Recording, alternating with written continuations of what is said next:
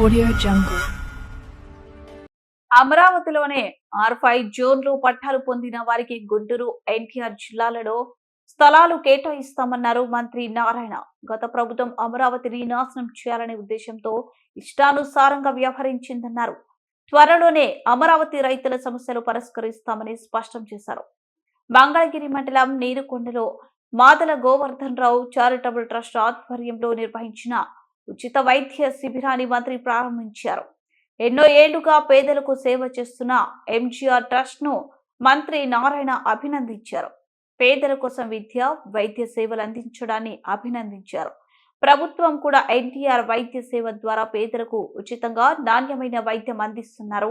మంగళగిరిలో ఎయిమ్స్ ను గత టీడీపీ ప్రభుత్వంలోనే ఏర్పాటయ్యేలా చర్యలు తీసుకున్నామని, రాబోయే రోజుల్లో ప్రాఖ్యాత వైద్య సంస్థలు అమరావతికి వచ్చేలా చర్యలు తీసుకుంటామన్నారు మంత్రి.